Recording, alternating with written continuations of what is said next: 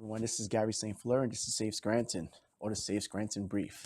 Now, today we're going to talk about a little known provision or plan called the Amoroso Plan. Now, for those who kept tabs on Scranton's financials and the budget, they would know that the Amoroso Plan is a plan to get Scranton out of its fiscal distress through a recovery plan. The only issue is that the PEL, the Pennsylvania Economic League, and the other organizations that supposedly funded this or advised on it obviously did not know what they were doing. That is the bad news. What I mean by this is that there is an issue with the Act 511 taxes. So the Amoroso Plan calls for a tripling of local services taxes. That means that local services tax had to be brought from 104 or whatever number it was at the time, I believe it was 56, to $156. Of course, as you well know, if you have been keeping attention with Safe Scranton, that we recently brought a case against the Scranton government concerning the local services tax as well as local taxes altogether. Our contention is that the state ordinances or state statutes makes it clear that there's a cap on the amount of taxation you can obtain from local services tax or local taxes, excuse me. Act 511 taxes do have a cap, which we believe is approximately around $37 million. It is based on the amount of property, the property value multiplied by 12 mils. That being said, recently my lawyer, Mr. McGovern, has brought the PAL to subpoenaed the PAL on Friday, and we will be subpoenaing excuse me, the Scranton government tomorrow. Now, in this subpoena, we wish to have them to answer some questions. For instance, did any of them know that there was this provision in the state law?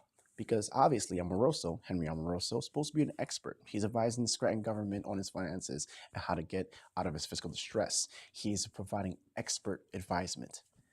Now, can you imagine going to the doctor or the hospital?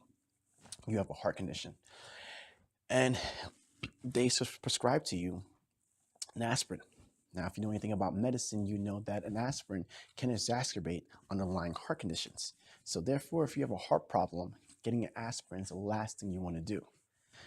That's basically what happened to Scranton. Scranton's in fiscal distress, a quarter century of poor financial decisions, a mounting deficit, long-term debts, and an underfunded pension. Instead of doing the proper thing, which I have advocated since I've come to Scranton, bankruptcy. Yes, that's what I advise, bankruptcy. Trying to have a fresh start, renegotiate contracts, which is what the Amoroso Plan already calls for, but in addition to getting some debt relief by writing the bonds and the debts that Scranton currently have, getting them written down. That's my plan. But the Amoroso Plan is basically a failure. It's not possible. It's illegal. So you have an expert who advised the Scranton government on something that's not possible. Then you had the officials in Scranton government, Cartwright being one of them, since he was the tax collector, sat on city council, and now he's running the show. And this all shows complete and utter incompetence. This is the issue with Scranton.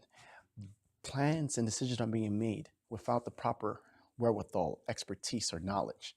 The facts should be clearly demonstrated to the Scranton people, and the Scranton people should be allowed to weigh in on it.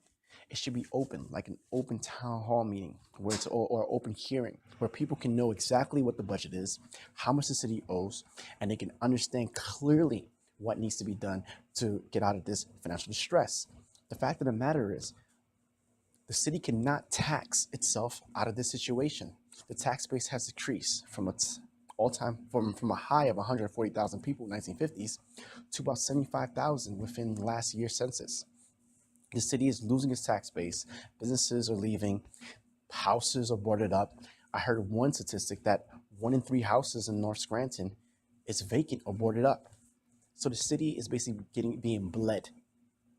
But the good news is it can be saved.